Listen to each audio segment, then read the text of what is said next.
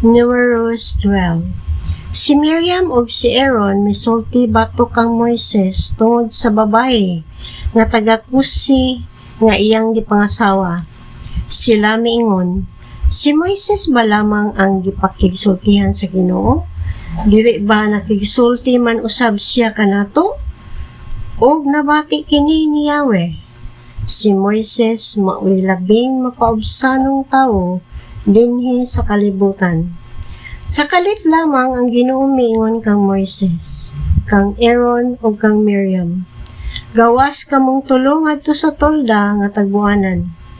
Ug migawas silang tulo. Unya mikunsad ang Ginoo diha sa panganod ug mitindog diha sa pultahan sa tolda. Gitawag niya si Aaron ug si Miriam ug miduol sila. Ug ang Ginoo miingon kanila, pamati kamo, kung diha kaninyo may usa ka propeta, ako, ang Ginoo mo pakita kaniya, pinaagi sa pananawon o makigsulti kaniya, pinaagi sa damgo.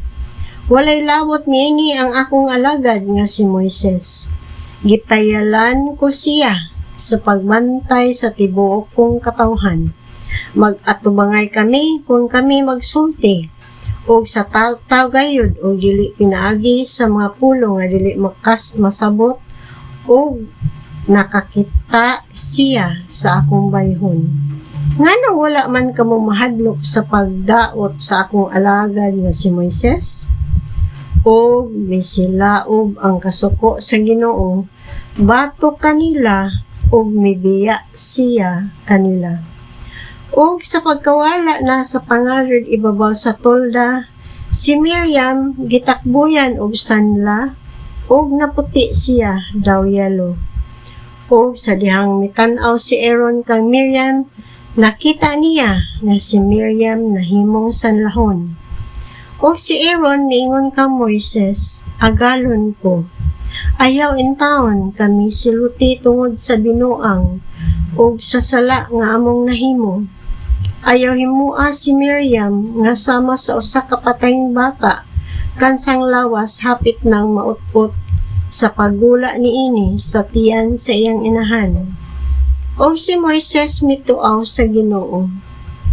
O Diyos, ayaw intawon si Miriam nangaliyo po ako kanimo.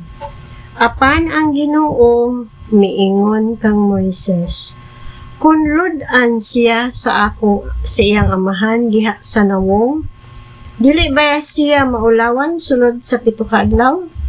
Pagawasa siya sa kampo sulod sa 7 ka adlaw, ug pagkatapos niana mahimo na nga pasulon siya.